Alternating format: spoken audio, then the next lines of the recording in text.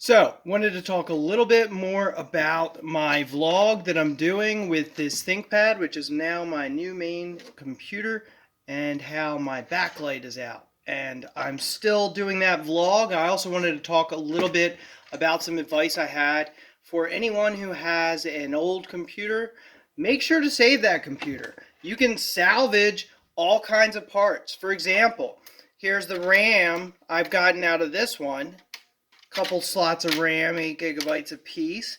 Then also Wi-Fi cards. Another thing to keep in mind, and a hard drive, of course, always comes in handy if yours goes.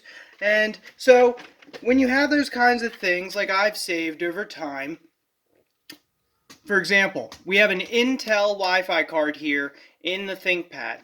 That happens to work with the Intel Management Engine. And what I found was, well, I can't fit my saved Wi-Fi cards, but what I can do is, on the other side, I did notice that one of the Wi-Fi cards that I have saved, which is an off-brand, will fit right in here, and I'll be able to use that and take out and uninstall that Intel Wi-Fi card for the management engine. As you can see, it fits perfectly. So I'm going to do that. I'm going to go ahead and I'm going to remove the Intel Wi-Fi card, which happens to have drivers to work with the Intel Management Engine. This is another neat thing about this, and I'm going to fix this thermal paste here. As you can see, that'll keep it about 15 degrees cooler. I'm going to reapply it since I had to disassemble it again. And I'm going to potentially put Coreboot on it in the future. Most computers after the year 2007 are not able to put Coreboot on them, but luckily this Thinkpad is on the list. So I will be able to set that HAP flag bit, which disables Intel Management Engine. I might do that in the future. Right now, I just want to get the backlight working. So I'm taking this all down. I'm doing a full disassembly. And what I'm going to do after that is I'm going to check for busted fuses. I checked the fuses on my LCD and inverter. Everything looks okay, but some parts aren't getting power. So I'm going to be checking out the motherboard and looking for any potential problems there. And I might be able to fix this without buying any extra parts. At least that's the goal. I may just cave in and buy another copy with less specs. That way I can keep it and salvage it for parts down the line when anything goes bad. So keep that in mind. If you have a laptop that you are replacing, save the old laptop. Don't throw them away and fill the landfills. You might have a ton of parts on there. For example, if I do replace a fuse, I'm going to be looking at my old laptops for potential replacement fuses. So we'll see how this goes. I'm not 100% sure what I'm going to be doing to correct the situation.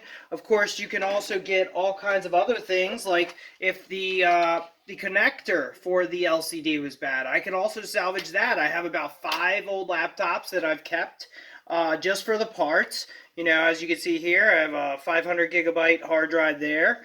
I can throw that in at any time. So there's a lot of great stuff a lot of great reasons for keeping an old laptop. You should never throw those things away. You might also be able to test your screen. Say, like in my situation, I wish I had a 40-pin connector that I could test to see if it was purely the lamps itself. But I don't have that on hand. I only have 30-pin.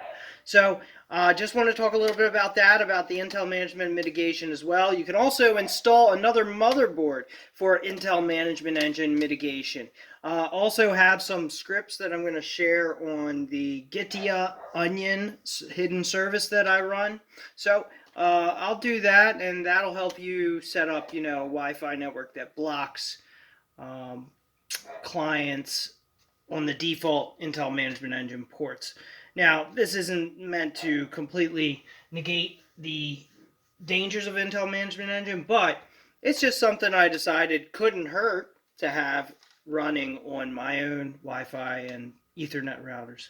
So just a thought on my vlog. This is where I'm at. I'm going to be testing out more of the internals on the Thinkpad to try and find out what exactly is making that backlight not come on. I've tested the RAM. I've changed them out a couple times, as mentioned.